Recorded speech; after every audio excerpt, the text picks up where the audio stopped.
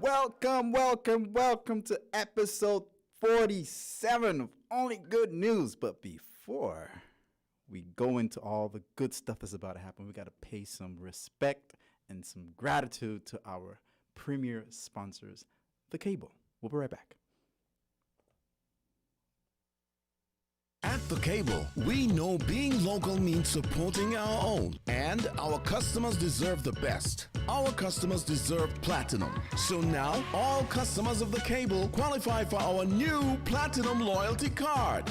An elite MasterCard experience that lets you support your own like never before. Instantly send money to any Platinum Loyalty member at home or around the world. Shop online or in person anywhere MasterCard is accepted. Save with no interest and zero annual fees. And the best part? If you're a Cable customer, you are already pre-approved. Just visit the Cable building in Bastere or sign up online at www.thecable.net. Get your Platinum Loyalty Card today because you deserve platinum. Terms and conditions apply.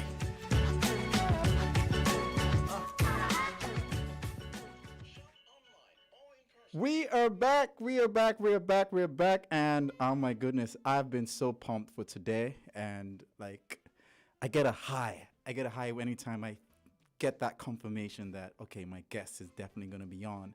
Sometimes I'm like, am I going to get this guest? Am I going to get this person? And then sometimes they turn me down, and then, but my guest for today, a role model, everything that I look up to him, like, listen, that guy has achieved a lot and he has inspired me so much. He's my namesake. But anyway, before we get there, normally we talk about all the good news and stuff that we normally cover. Before we even get to the good news, we do have to pay a little bit more, give The Cable a little bit more love. I've always said since last year, actually next week marks the 1 year anniversary of this show. And I didn't have a sponsor last year. And this year, The Cable has come on board. And I've always told them, if you come on board, it's not just an ad that you're going to play. I'm going to be able to incorporate stories, story-centric, experience-based advertising. And this week, they made my day. I woke up to an email from The Cable saying, congratulations, you can now stream HBO Max with your cable subscription, like internet. Because I don't have time for TV, and so I haven't subscribed to cable. And I'm like, is this for real? Like, I didn't think it was for real. And it's like, yeah, all you have to do is just log in and sign up using your cable login and password. And I went in, and lo and behold, when I went to HBO Max with no VPN, it says log in with your service provider in St Kitts and Nevis. I'm like, what? HBO knows about St Kitts?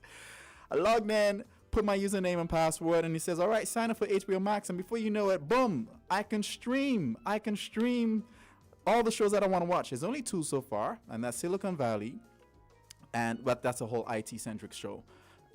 I'm going to binge this weekend. We still have a lockdown curfew. Thank you.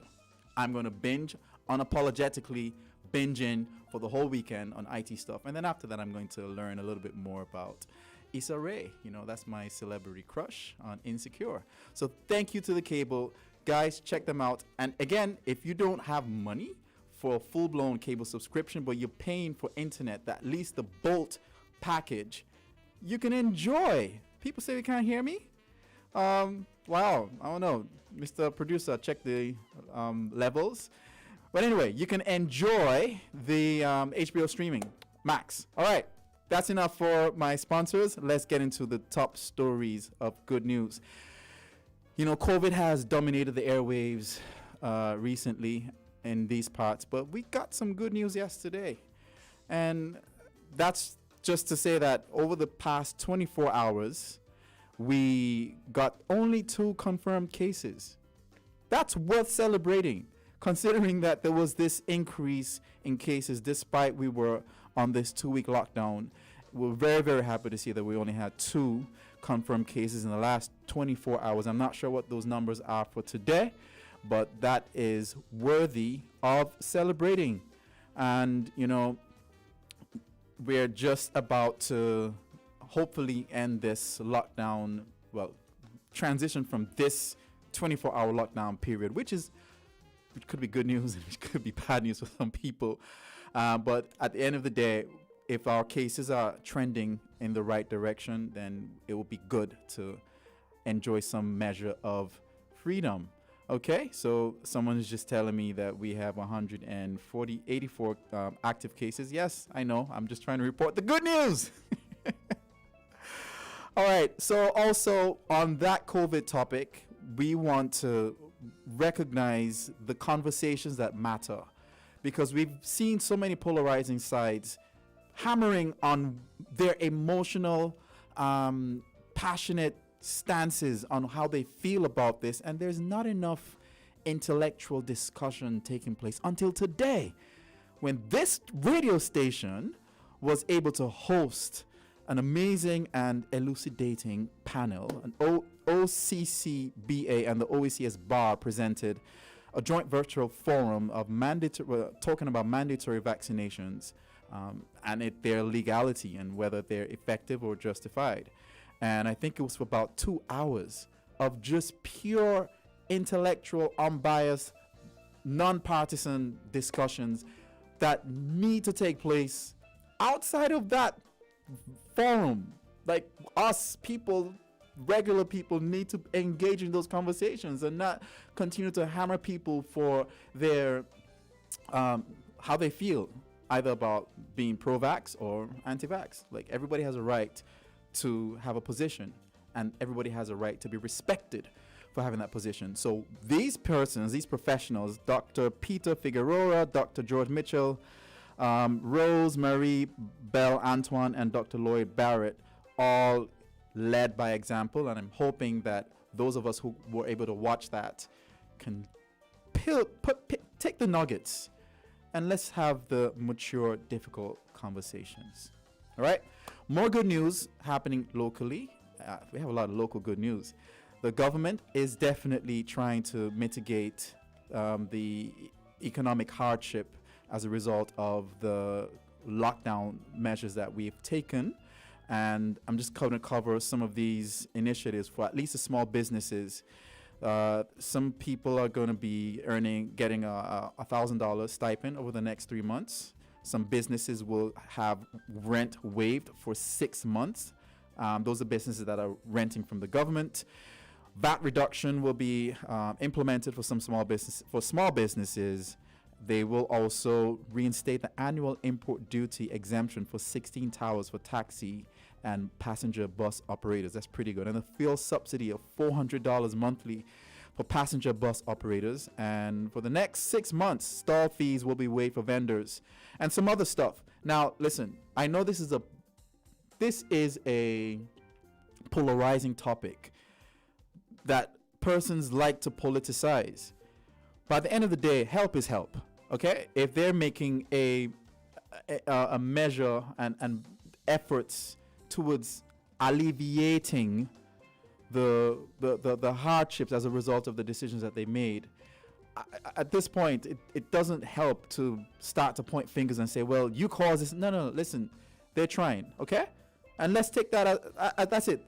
They're trying. Amidst everything, they're trying, because if they weren't trying, you'll be complaining. So let's be thankful for what the government is trying to do and not try to find fault. Because if you go looking for faults, you're going to find them. And that's not healthy for us as a society.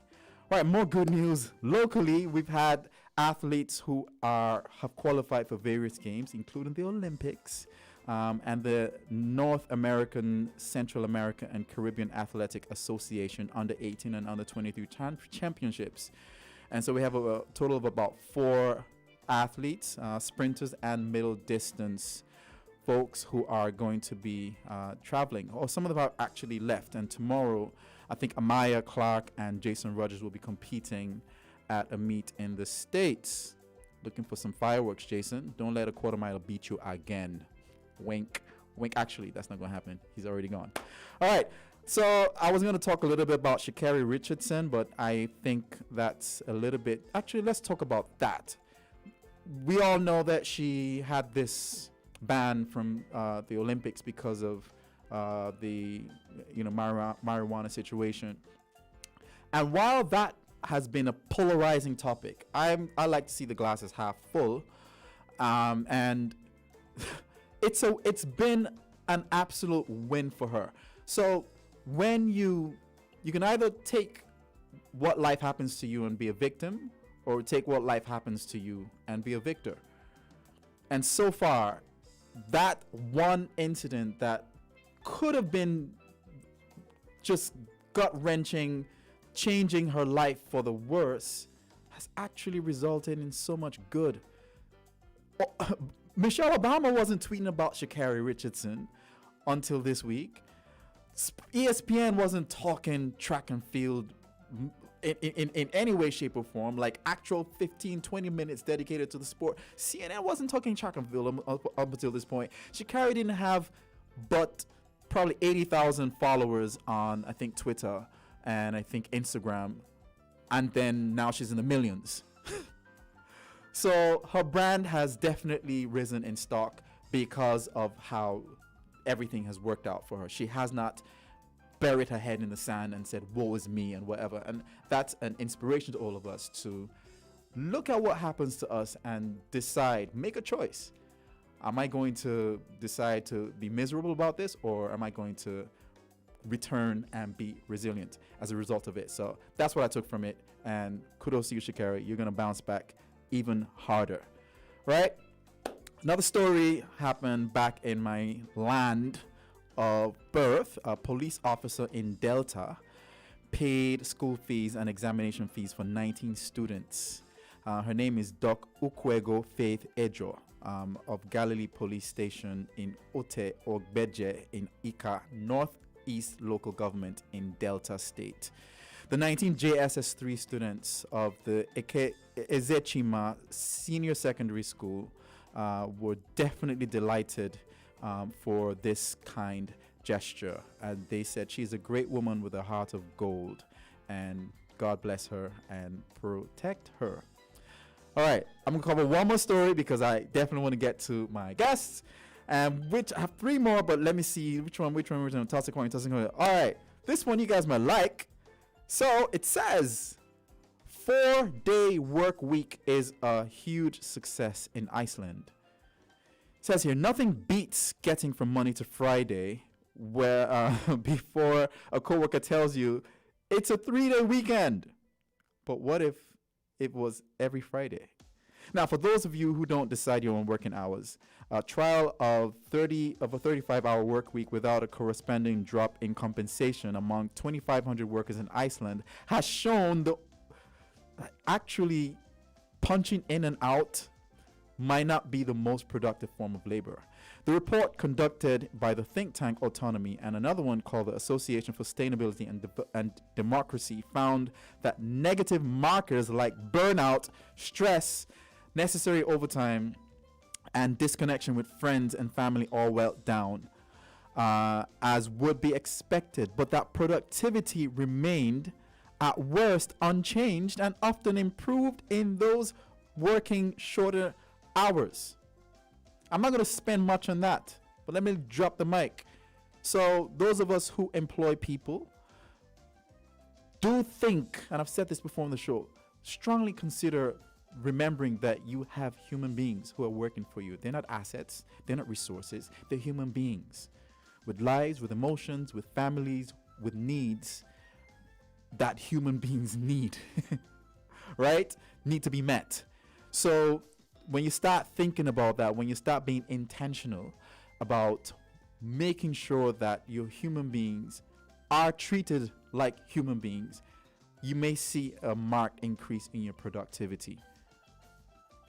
The science is showing that it's working, and it can work regardless of what industry, creed, culture, or business in these parts of the world. We want to see more of these studies. While we was always talking about these studies taking place in these faraway places, I can't wait until I have my own company and I'm a leader and I'm able to show that treating people first as people is the ultimate recipe for turnover. Well, when I say turnover, like good turnover, positively, and bottom line and all that good stuff. Anyway, that's it. I'm going to stop here And we're going to take a very, very short break, and my guest is going to be on next. We're right back.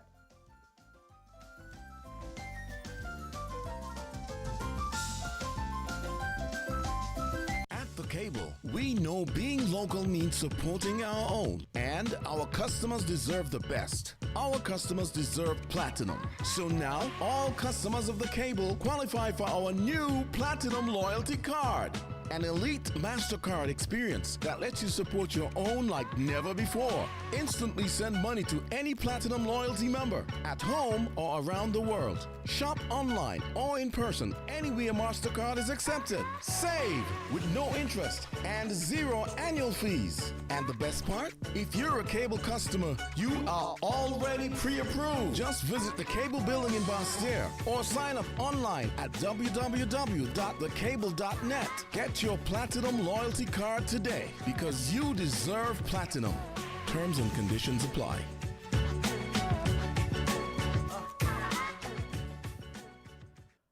And we are back, and I am pumped because I'm about to talk to a great man that I have a lot of respect for, and I'm hoping I can see him on the pewter so you guys can see both of us. Yeah, I can see him. Wonderful.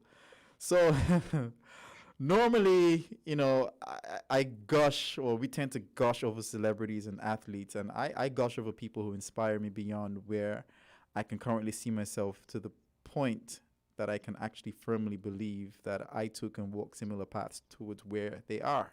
And one of such persons is my guest, and I will admit that I am a bit awestruck because each time I read about him and hear about him, I keep saying to myself, one day I want to be as influential as this man is, especially as a global leader. And so with that, I want to thank you, Larry, the other Larry, because people don't know my middle name is Larry, and I was actually named after him. But thank you for coming on the show. And start by always asking, what's good? Well, thank you. Life is good. Really enjoying it, and thank you for having me on the show. An apology, I'm on the move. I got caught in an accident which delayed me significantly, but I think this will work. The video seems good, so happy to be here. You're not the one in the accident. This is just the accident delayed you. No, a trip that should take 30 minutes ended up taking an hour and a half. Oh dear. But thank you for still making it. I really appreciate the effort. And so, you know, the world seems to know you as the global CIO for Deloitte, but we all know that there's more to you than that. So in your own words, who is Larry Quinlan? I'm a product of St Kitts and Nevis. I grew up in St Kitts and got the best education I could in St Kitts. Basse-Terre High, right? I went to the academy. I went to Basse-Terre Boys School. I went to Basse-Terre High. Wow. Some of my earliest education was my grandmother in Nevis taking us to the beach and teaching us our multiplication tables on the way to the beach. So whatever I am, whatever I've become, it's from that solid foundation from family and educational institutions in St. Kitts and Nevis. Wow. Big shout out to St. Kitts. We're small, but we Talawa. So growing up, what was your stereotype attributed to you, especially when compared to your brothers? Were you the naughty one? Were you the talkative one? Were you the bright one? Were you the musically inclined one? Were you the one that said, he's the one? What was it? Definitely not the musically inclined one. My brothers and I had a gospel quartet in church that had some interesting adventures. Wow. I would say I was studious. You were the bright one. I wouldn't say bright. I would say studious. When you're studious, you're the bright one. You're not the one who was always getting in trouble then. I did get into my fair share of trouble, but I did enjoy learning. I did enjoy various adventures into different subjects. And I did enjoy the process of understanding new things. It's always appealed to me. That, okay, I can see how that has influenced where you are today. But I spent some time with your mom a few weeks ago, and she is one amazing, strong woman. But so was your dad too. He was a strong and very achieved a lot. Who was more responsible for keeping you in? All four of you. I think it's four boys, right? That's right. In line, like keeping all four of you in line, especially with all that testosterone. Like, who was the line keeper?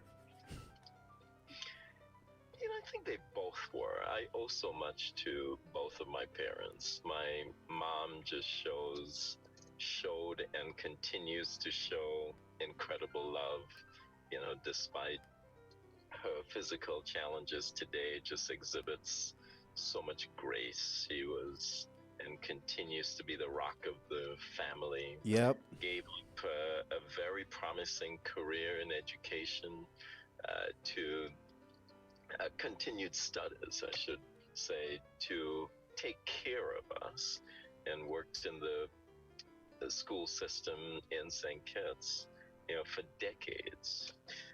My mom just ensured that the family was a cohesive unit. She ensured that we went to church, that we went to school, that we did all of the things that were needed to succeed in life. And she was just an ever present factor in our lives, something you just can't repay and something you never forget.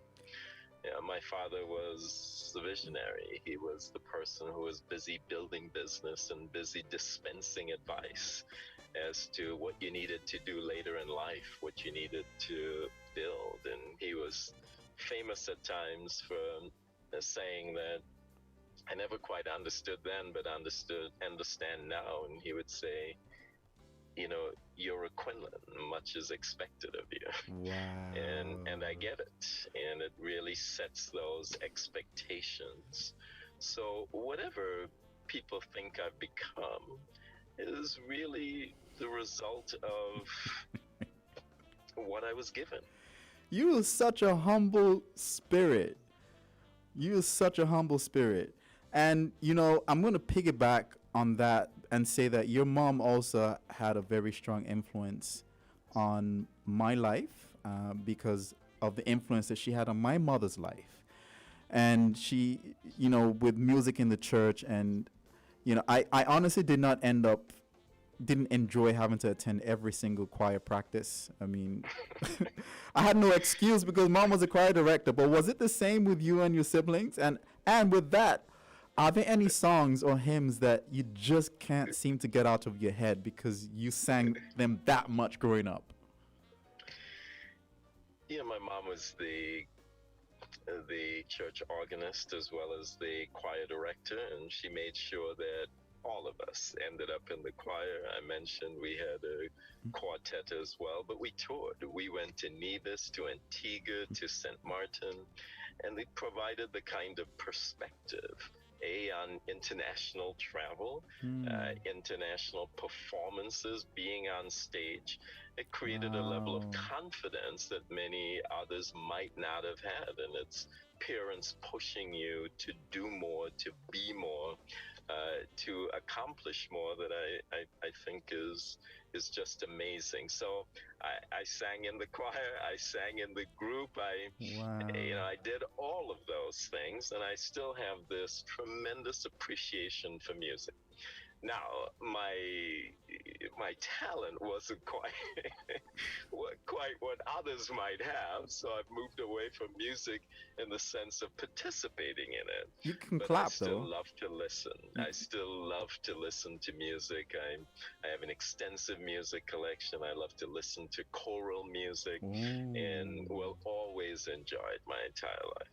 Wow. So, let me ask you this question. You had a firm foundation in the Adventist church, and I want to know how much of a role that has played in shaping who you are today. Like, what values you can't just shake them off, even if you wanted to. What are those? at least from the church? It played a very significant role, and there are a number of things that I would point to. First, the church is very progressive about getting young people involved in activities. So at a very tender age, I was on stage reciting poetry, reading scripture, involved in debates. There wasn't such a thing as, children should be seen but not heard. We were encouraged to participate, and again, that drove a level of confidence.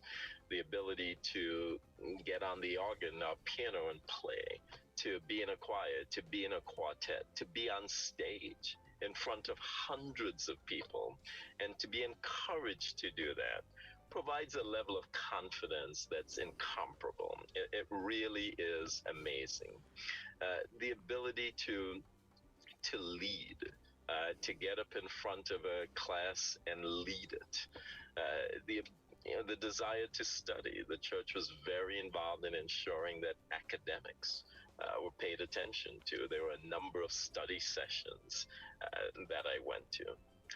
And also there's the notion that you don't have to be the same as everyone else, regardless of your religious beliefs. I went to church on Saturday. Everyone else went to church on Sunday. Just that alone is different. And the ability to be comfortable being different is character forming. There are parallels what I'm seeing with what you just described to where you are today. We're going to get to that shortly, but I heard that you worked as a bicycle messenger. That was for your dad, right? How old were you when you were doing this, and what did you typically spend your money on at that age that you earned from it?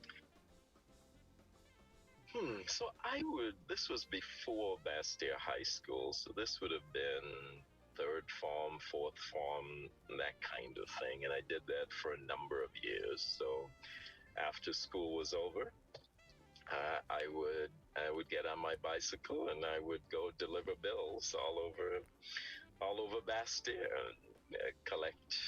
do collections, etc. Wow. I'm not gonna say I loved it. You got money for it, though. I'd rather be playing cricket or football after school. But again, it did teach me the value of business. It allowed me to meet a number of people who I otherwise would not have met when I went to their offices. I actually got to meet leaders in those businesses and got comfortable that I could talk to them, that I could tell them why I was there. And again, that was at a very tender age. So this building of confidence that you get from the activities that your parents ask you to do, your church asks you to do, and your school asks you to do, really added up to an incredible foundation. Wow. I'm hoping the listeners will be blown away by the parallels they will see once they learn a little bit more about how and where you ended up, because from what I know about you and what you're talking about, your beginnings, your influences, there's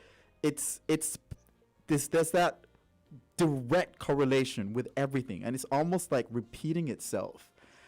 So your background in school were like industrial management and business administration, but then you ended up being a systems analyst at Deloitte, I think, in 1998, right? 1980, just IT, like so quickly, actually, Again, it started in St Kitts. I was working in my dad's office and got interested in the notion of organizing the tremendous number of files that were in the office. Didn't really have computers back then. In some cases, there was a Selectric typewriter. But the notion that rather than handwritten, this could be done in a more effective manner. And I took that to the University of the West Indies, where I did my undergraduate degree in social sciences faculty, industrial management, but also got exposed a bit to technology and became very interested in it. So did a graduate degree in New York and spent quite a bit of time on computing courses. And the whole notion was really to figure out how to make technology create more efficient business processes, and that's what I've been doing ever since. So then 6 years later, you were a CIO. I mean, like, I know, I mean, that was not global at the time, but to ascend to that role in such quick time, people had to see something in you. What was it that they saw from such a young, at such a young age in the industry? Like, that was pretty quick.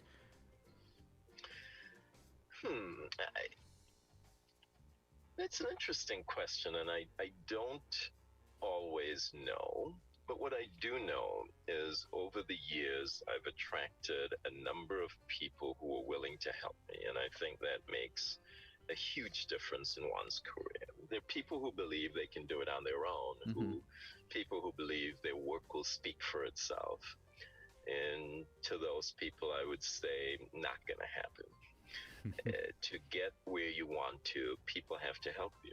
And it becomes important to seek help, to accept help with grace, and not be arrogant enough to assume that you can just do it on your own, particularly because the people you're competing against have help. So for you to do it on your own would be trying to do it with one hand tied behind your back, or millstone around your neck might be a more appropriate phrasing. So I believe there are a number of things. If I'm on the team, I want to demonstrate that I'm fully on the team. I believe people really, really matter, and that people are truly, truly important. I believe that leadership is something that is earned, and that people don't just follow you because you're the boss, that you really have to earn their trust. And there's a saying, I don't know who to attribute it to, people don't care what you know until they know that you care. And I think that's really true. People make this world go round. Anything you want to do, you want to lead, you got to inspire people. You want to be on a team, your teammates have to trust you. You want to sell something, people have to want to buy it from you. Whatever you want to do, it's all about people.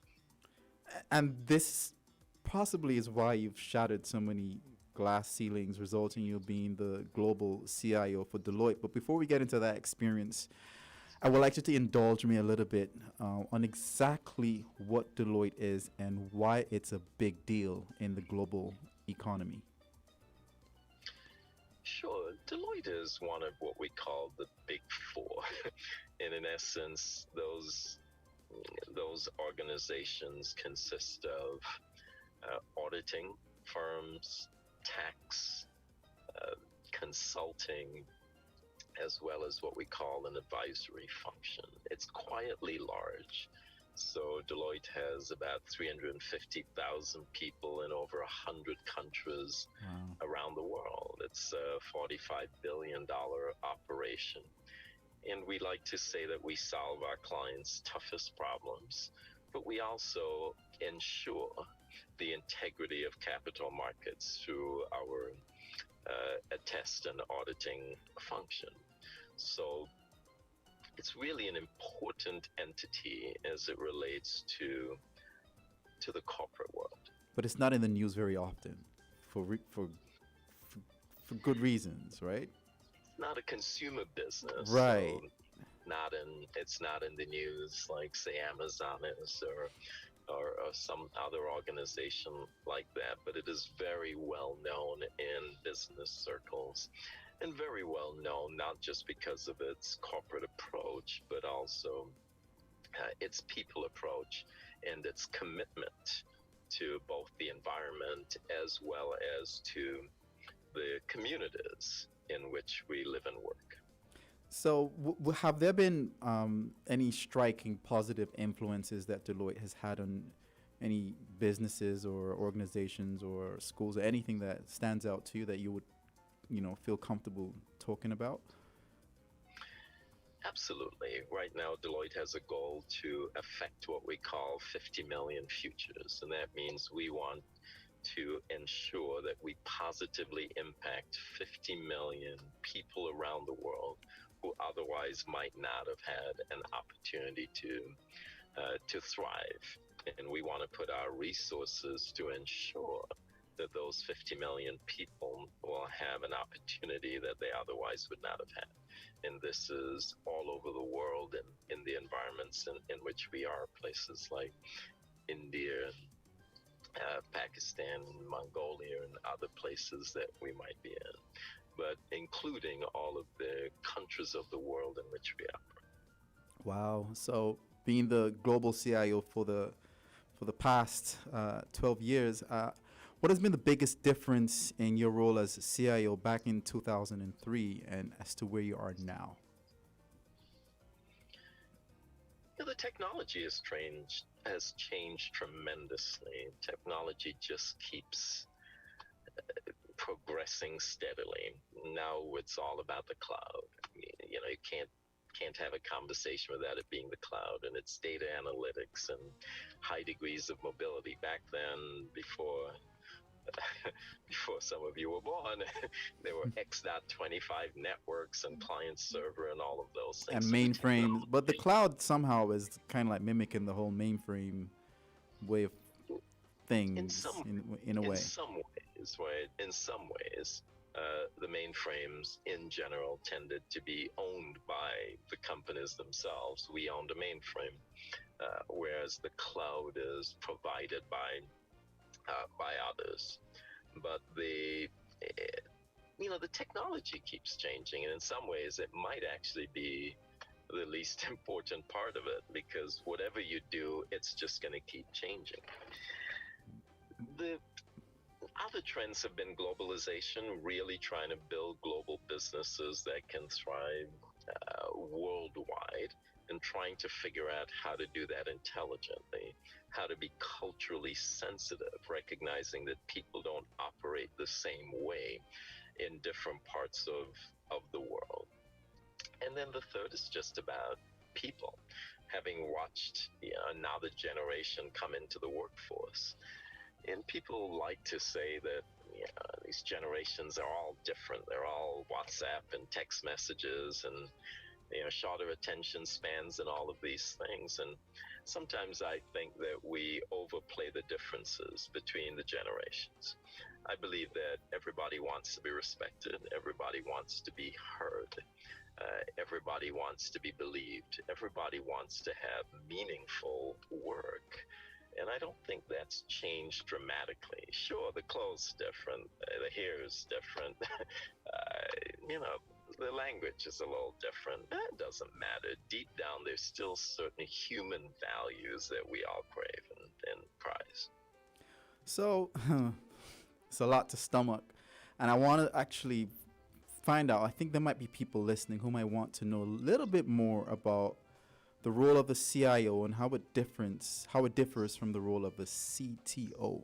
Are they interchangeable, in your opinion? In some companies they are, in some they're not. In Deloitte, for example, the CTO reports to the CIO. So a chief information officer is responsible for technology for the organization, and technology is very broad.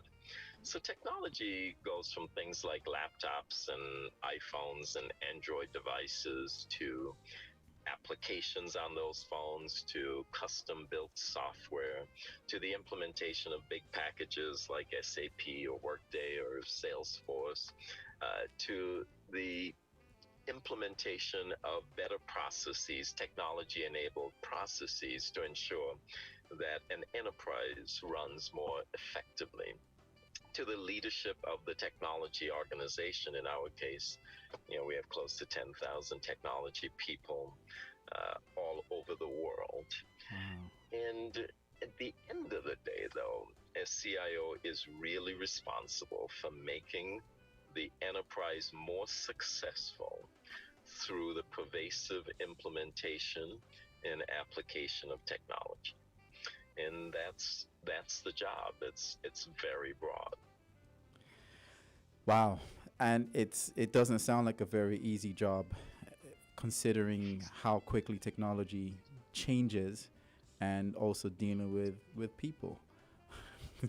Two things that pose It's true. challenges all the time. The Now, rate of change is the rate of change is very, very challenging, but it's an exciting role. It really is.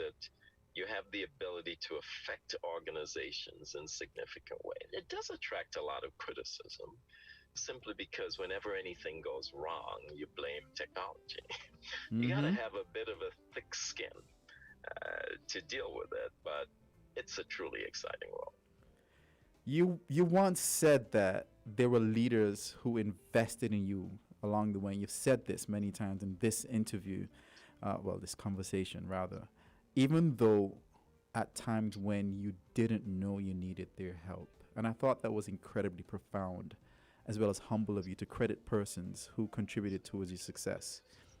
Talk a little bit more about what that help looked like along your journey towards being where you are now. What did that help look like? There were a number of pivotal career moments. I recall a year or so after I started, lived in New York at the time. We merged, our firms merged, and success required me to relocate, and I didn't want to. And I remember having a mentor who really arranged the whole thing for me, to help me understand the benefits of relocating, who helped put together a relocation package that made it difficult for me to say no.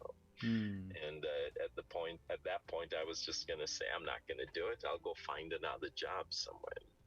And someone helped. And at another point in time, when I was thinking of leaving the firm and going back to New York, another mentor really stepped in and got me a role that really got me to stay with the firm again. I didn't ask. And at one point in time, my role was eliminated because of a structural change we were making. And I thought, that's it, I've got to go. And yet another mentor stepped in and helped me navigate that path to the U.S. CIO role. And when the global CIO role became available, another mentor really helped. So every now and again, you tend to get a little bit full of yourself, and you think you've done X or Y, and I just have to think back on my story and recognize that at every pivotal point in my career, somebody was standing by to help me. And it generates two distinct thoughts for me, two distinct streams of thought. The first, why me? What kind of person do I need to be to inspire that kind of help? They could have just helped someone else. And then the second, how do I pay it back? Right? How do I ensure? How do I treat it as a sacred responsibility to help others where I possibly can? And now I get to the end of my career. I'm actually in the process now of stepping down as CIO. Wow. And retiring and moving to my chapter 2, as I call it. And I am just humbled by the number of people willing to help, who have set up meetings, who want to talk, who have opportunities about corporate boards, etc. That it's truly enlightening. People really matter. They really, really do. It's warming my heart to hear you repeat this. I think if we had a counter of the number of times you've mentioned that word people, it would be the dominant word.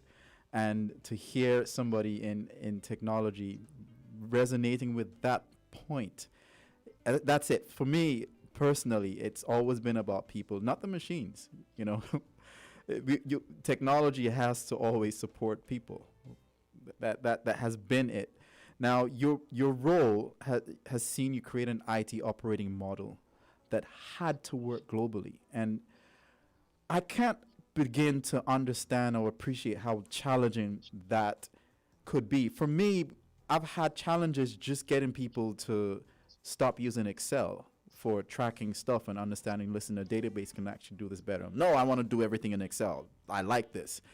And you have gotten people to change cultures, habits, legacies, and also that might actually cost a little bit more money to save more money in the long run. How did you do it? How? Like, what was it that secret ingredient that you did? And if there are any little general examples or anecdotes you can share, that would be great. Because I don't know how you're able to do this on a global scale. Because again, even within a local company, an internal company, it's like pulling teeth sometimes to get people to work smarter, and you're doing it. I think first it's the trust of people. Assuming positive intent, people generally want to do the right thing, and treating them as if they don't is generally counterproductive. It doesn't work that well. So I generally assume that people want to do the right thing, and perhaps they don't have enough facts. Perhaps all this change that we want to create, there's nothing in it for them. So why should they do it? Why should they make all of these changes and there's really no benefit for them? So many changes we want to make in enterprises benefit the enterprise only, benefit the boss, benefit somebody else, but they don't benefit the people who actually have to make the change. So I think we've got to provide a value proposition. Right? We've got to ensure that people truly believe that there's something in this change for them.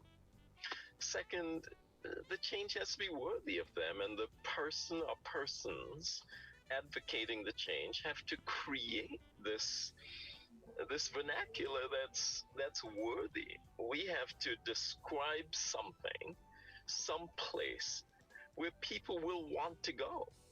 And there are times when we listen to the change narrative, who would really want to go there? Right. So we've actually got to think of people as someone we want to sell to. If you truly wanted to sell something and your livelihood depended on it, you would respect the person you were selling to. You would create a persuasive pitch. You would show them the benefit. You would tell them the price is right, because your children won't eat unless you sell this thing. And I believe you've got to treat change the same way. The employees of the enterprise have to be sold to. We have to show them why it makes sense. We have to trust that they will make the right judgments. We have to be leaders who are worthy of making that sale and of inspiring followership. And I think if we do that and create win-win situations, then by and large, people tend to buy into it. Wow. So with that level of intentional leadership, how were you able to apply, or how were you able to use those to mitigate the challenges that the pandemic posed with your role? Pandemic posed a number of problems. It is interesting to try and make a $45 billion operation in 100 countries keep working, not grind to a halt when everyone is all of a sudden at home. In my particular case, I tended to be on a plane somewhere in the world Monday through Friday or Sunday through Friday, every single day. And I haven't done a business trip since March of last year. It's a very sudden grounding. I've done a couple of personal trips, two to St Kitts to visit my mom and family, but not a business trip. Yet we had to keep working, and we had to use collaborative technologies. We had to allow people to work from home. We had to provide customer support, had to do all of those things. And I believe success from that, again, comes from having a team that really believes in the mission, having a team that works above and beyond, having a team that when you're not in the room continues to go above and beyond the call of duty, having a team that embraces the notion of innovation, and innovation really being every day getting up, trying to figure out how to do something better. And all of those things are in place, and it's an amazing team that really allows us to get through the pandemic. So, well, so I that answer does not surprise me, and I want to know, you got an award recently, and you got the CIO of the year at the Orbi Awards. What's Orbi? Just ORBIE, or is that how am I pronouncing it wrong? Yeah. Orbi's just a name that CIOs came up with, sort of like the Oscars or the Grammys. It's the Orbis. It comes from a CIO organization. Oh my God. And there are these CIO organizations around the world. So I've been privileged to get that, to also be in the CIO Hall of Fame. And you get a lot of these things as you get older, I think. Not just older, but older and better, and executing on everything. So what did it feel like to be recognized for your hard work? It's just a recognition again of the team. If you think of the job of a CIO, that again doesn't surprise me. Nothing you can do. You can't really accomplish anything by yourself, right? If you think of what it takes to put technology in 100 countries, to serve 300,000 people, you're not doing much. You are really focused on exactly what the team is going to do. And that's what we're trying to accomplish. Getting a team to deliver successfully worldwide.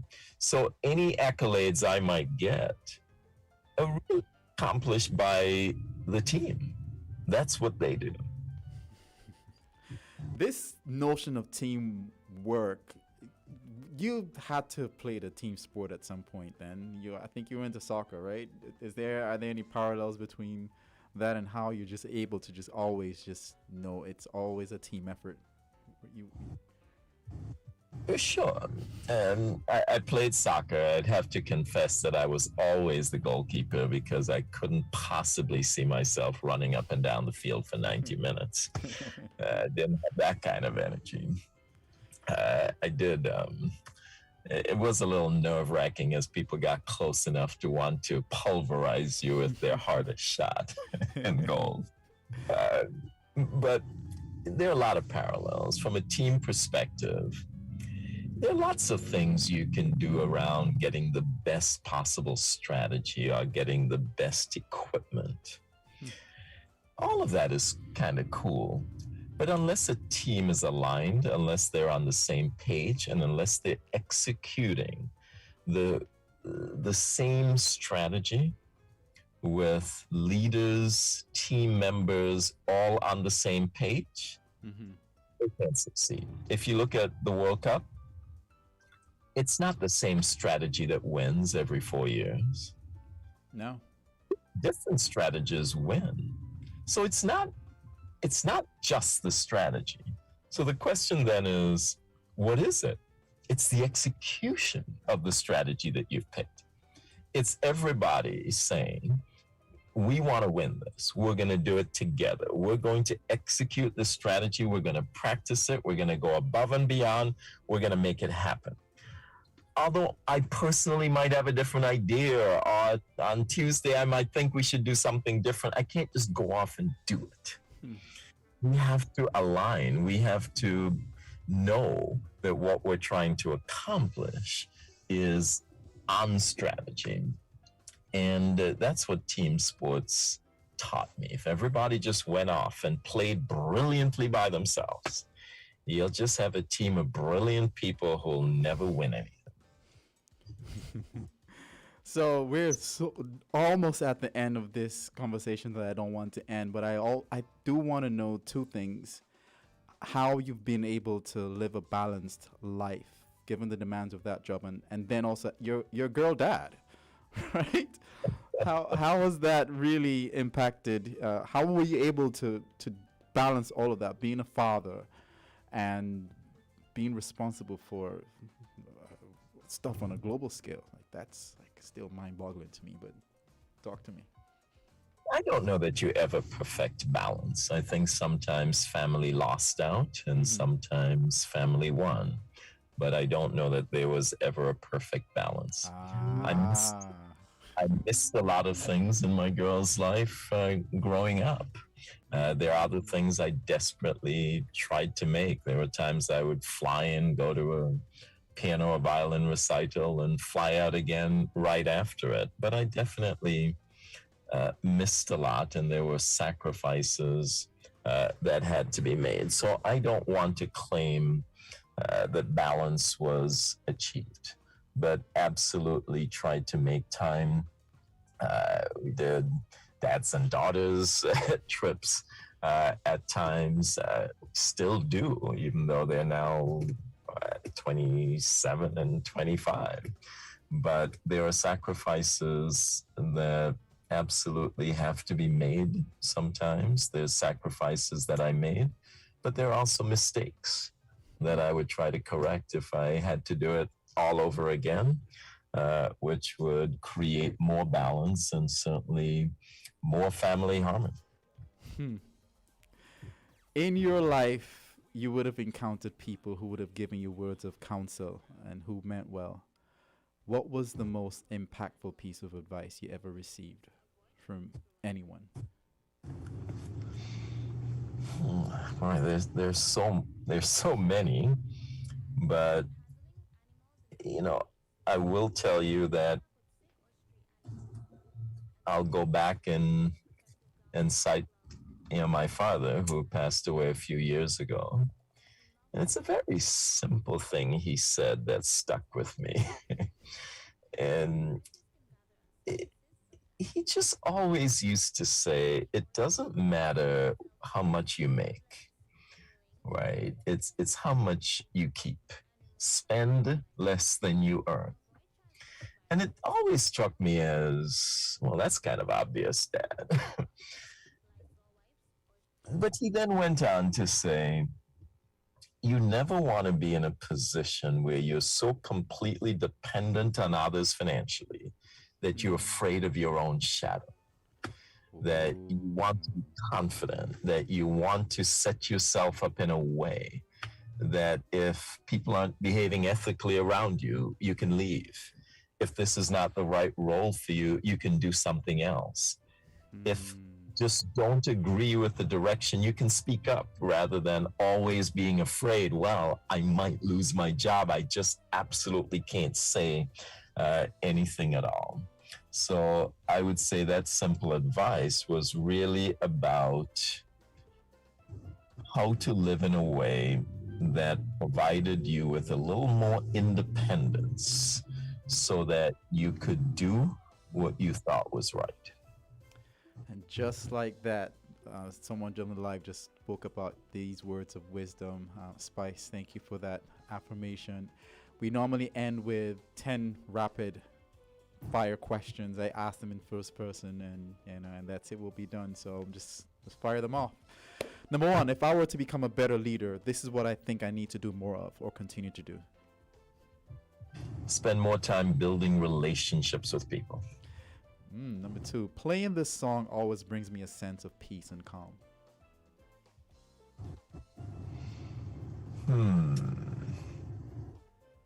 Amazing Grace. If I had to know the absolute truth to any question, this would be the question I'd ask. Why? This is a controversial one. It's all right. Why? Why have Black people been victimized for so long, and how could that possibly be the right the right course of history. It's another conversation. Number 4, I kind of wish technology was able to do this now to make my life even easier. Just anticipate the things I want and get them done rather than always having to type so much stuff in. Read my mind, get it done. Big data and AI. All right. Number 5, my superpower as a father is. I just love spending time with the girls. I think it shows, but it gives me joy. Number 6, I took after my father in this area. I'm curious about business and want a level of independence. Number 7, I took after my mother in this area. I care about people. She really does. Number 8, this one time I got in trouble for listening to a piece of advice. Someone once told me I had to just assert myself, that we had to tell people what to do. We had to show that we were strong. That's probably the worst advice I'd ever gotten. You don't show strength by being a bully. Say that again. Say that again. Say that again. Yes. Number 9, this is what warms my heart the most about St. Kitts and Nevis. The people and just the topography itself. I fly into St. Kitts. I like to sit on the left side of the plane. I Me look too. at the hills, I fold, and I'm happy. And the last one, the best part about being on this show is Hanging out with you. the other Larry. My goodness, this was too short, and we went just about 4 minutes over, but it was worth it. Thank you so much for taking the time despite being on the road. It means a lot to me. I've learned a lot more, and I'm a lot more inspired towards taking some of these nuggets, and I can assure you that a night like tonight will be a part of my success story. So thank you so much. And yeah, to everybody else who's listening, thank you. All the way from the BVI and all of everybody else, thank you to everybody. And, be kind and spread love. Thank you. All right.